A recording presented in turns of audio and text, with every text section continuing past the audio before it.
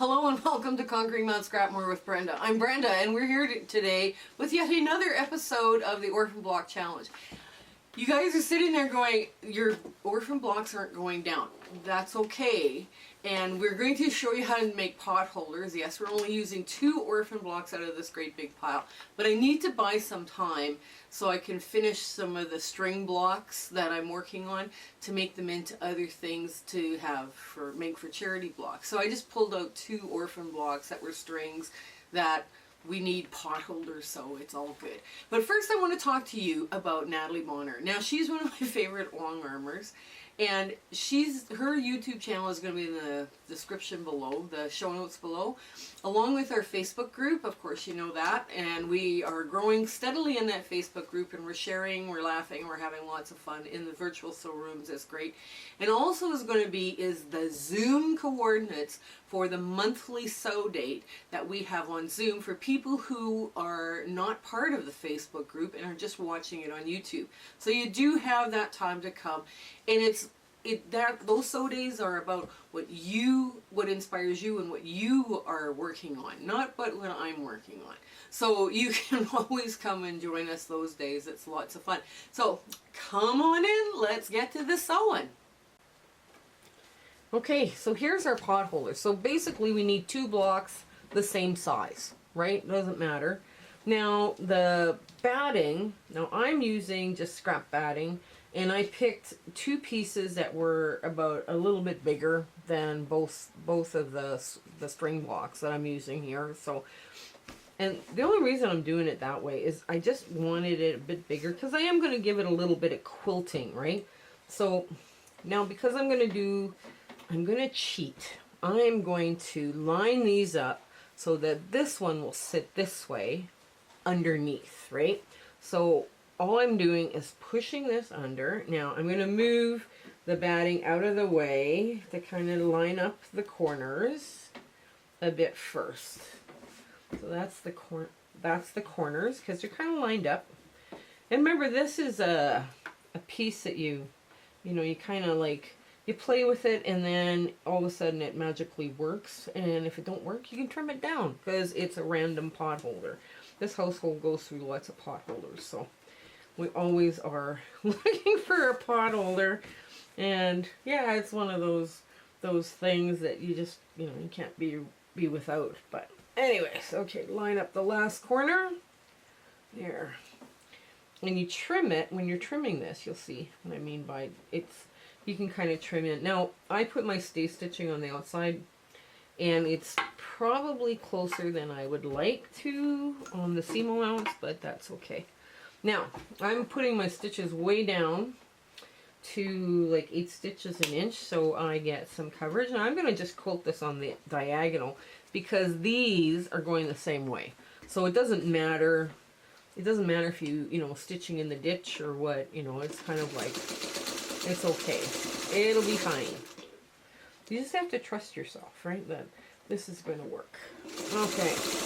So, yeah, you could probably put a washing foot on, because with the 2 layers of batting, or you could use 1 layer of Insulbright, the stuff that's got the metallic heat reflectant. But most people don't realize you put 2 pieces of batting in a pot holder, it's going to be fine, right? So now instead of stopping, what I'm going to do is pivot with my needle down, go across 2, there we go, and hustle, put the foot down, that would be good.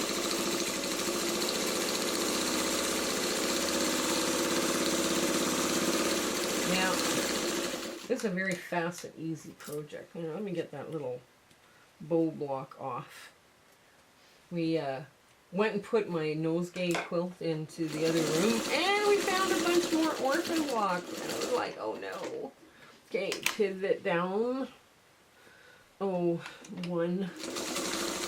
I'm just, basically I'm trying to secure it. That's all I'm doing. I'm not getting fancy with any of this. I'm not, it's all good.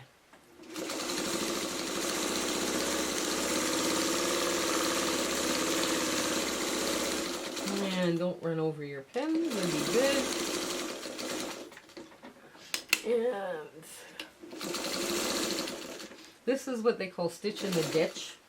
Kind of in the ditch, because when you look on the other side, it's kind of like random stitching that you're doing. But it's okay. The pot holders, I say, we have, it seems like we either have them forever, and they last forever, or they die a painful death very quickly. There. There we go. Get rid of another pin. And now instead of, oh, I will stitch down that little bit. Here. There we go. Remember when you're stitching in the ditch to make sure you're going the right way. So now I'm going to slip past up here.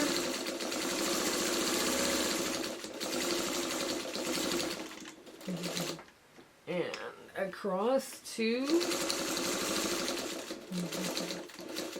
because those are really thin little lines, so we don't need to be quilting too much on them. Yeah, the other side then.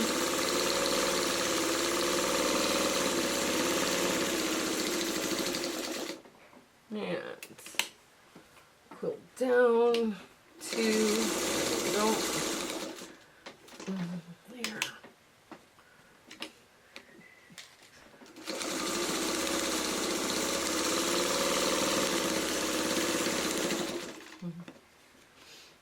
Now I like this stitch in the ditch. Sometimes if you stitch in the ditch on a quilt, basically you're letting the fabric do all the work.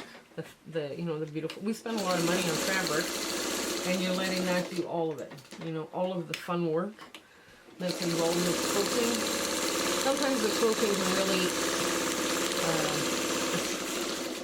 just make the quilt perfect. That's the other side of quilting too, right? So now I'm gonna go over. Yeah, I'm gonna go over this because it's a pieced. This one has been already pieced a bit. There we go. Now, oops. I should have had my needle down when I pivot.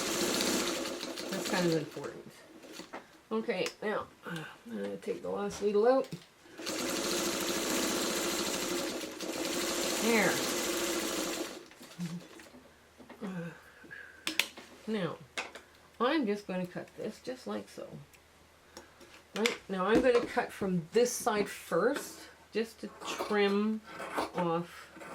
And your aim is to make it square-ish, not necessarily perfect, because all it is a pot holder, right? Or it can be used as a trivet on a table, because it's going to be big enough, right? So all we have to do is make it kind of square. Okay. And you are cutting through 2 layers of batting. So, okay, now we've got that one side. Let's go see what it looks like from this side. Well, that side looks pretty good, and it does need a little bit of trimming here and there, because it did shrink a bit.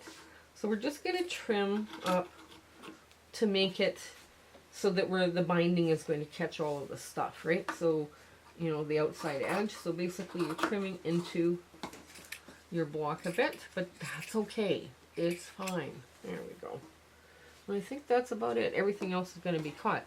Okay, so I have scrap batting, or scrap binding, that I'm going to use. And it's all been ready to go already. So I'm just, this is one of the things I use for all my scrap projects. I mean, really scrappy projects. I have a whole bunch of leftover binding, and I just use it up that way. I don't have to sit there and cut a bunch of, figure out what I'm going to do. You might as well use the scrap binding too, because it's fun, provide a fun little different look. So now, this is what we're going to do. We're going to start right near the edge here. And we're going to make sure, now I put my stitches back up to put my binding on. Okay, when we get to the corner, we're going to go down and just down and put our needle down, and then we're going to take our binding and pull it the other way, and quickly go through to the next corner.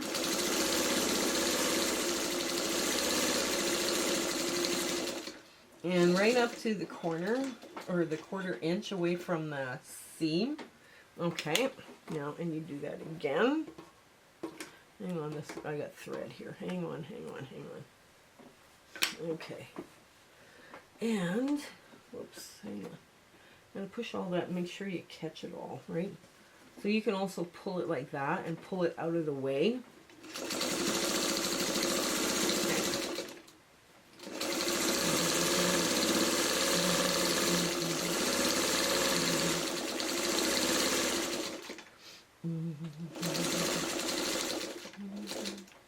Yeah, it's nice to have some stuff that you can have in your home, that you can make and use in your own home.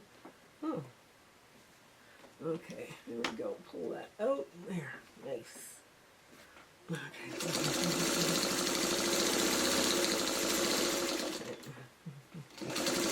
Now, I'm not even making a loop on this. Good. Possibly I don't have... I probably don't even have I don't have ribbon, I can tell you that, that would match. So, now I'm just going to overlap just a hair, right up to there, and I'm just going to cut it. There. Oh, I got all purple. Oh, yay. Okay. So now I'm just going to go in like a couple of inches. I'm not going to go in far, because I have to match up my binding, right? Okay, there. There now. Okay, there's a couple of different ways to end your binding. This is the way that is the quickest for me, is I take and open up this. Now I've got one mark. This is the bottom. Now you can do it this way too. I'll show you this way. This way actually makes more sense to do here. You're just going to take this and you're going to slip this into here and just roll that tight there, and you're done. Now that's one way of doing it. There are several ways to end your binding, but that probably is the one that everybody won't be yelling about. It's a pot holder. It's not going to be in a show quilt or anything like that. It's just a pot holder. I mean, it's going to be taking a beating when it comes to, like, you know, cooking and all the rest of the stuff. Now, there it is, all finished, and I just have to flip it over, and I'm just going to trim off that little bit. There we go. Now, I'm going to just turn this very quick, like that. See, basically, I've hid my end. Now, I don't want to pull here and take it out, right? So, now I'm going to go put my other foot back on, and I'm going to do... I've got the smaller stitches now because I'm putting binding on, right? So where I was quilting it, had big stitches. So the first thing I'm going to do is I'm going to just fold this over like so, and I'm going to lay in a couple of stitches back and forth. Okay. Now, there's a couple ways of doing it. If you go forward on this,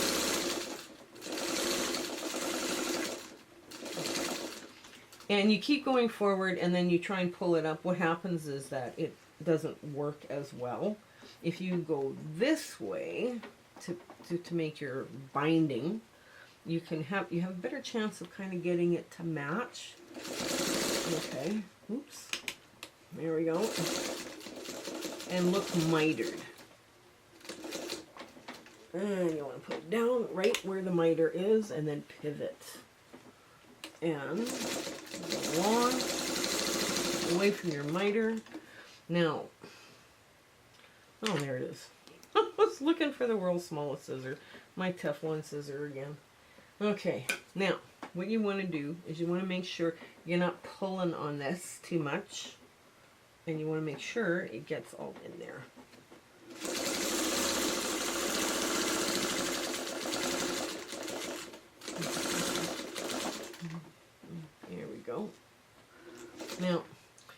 You can use a stiletto, a knitting needle. Sometimes your stitch ripper works really well to keep holding everything in place as you move through this, right?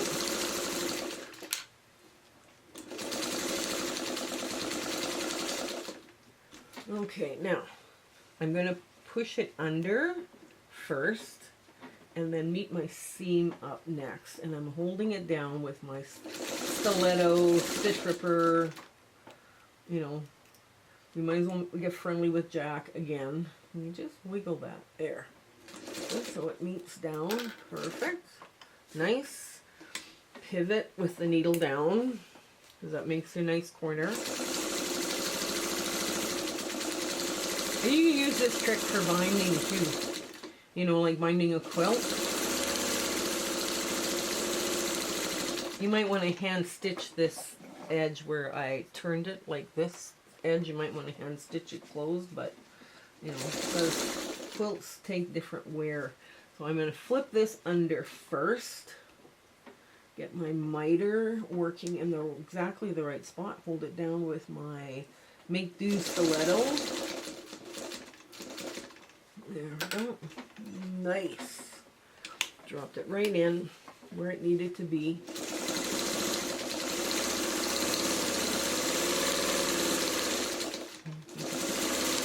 These are quick projects. They're if you wanted to put a little loop on it, you could. This is one of those things where, you know, if you want a loop, you can. I have ribbon, but nothing matches. Nothing matches what I'm doing. So, you know, it's kind of it's a cute little gift too. If you're in a hurry for a gift to get some pot holders going, and that's something too you can run to your Orphan blocks with.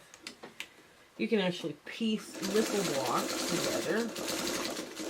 There we go. That. And now we have our ta-da moment. So, here's our big ta-da moment. The pot holder is finished, and it looks pretty good from both sides. It's, you know, it's a little stiff still because it's got 2 layers of batting and everything in it. But we did manage to, you know, get a binding on it and everything. I don't know how some of you might feel that you might want to put that, you know, hand stitch that together, or you can leave it. It's a pot holder, right? So it's going to get scorched and burnt, and who all knows what happens. We go through pot holders in this house pretty quickly. So this is our little what to do with your Orphan blocks. And I'm hoping this bought me a little bit of time so I can get through the string blocks, so I can get through this pile. Because most of this pile was string blocks. So we have a great big pile more to do, so it'll take a while. So I hope you have fun with this, and until we see you again, take care. Bye.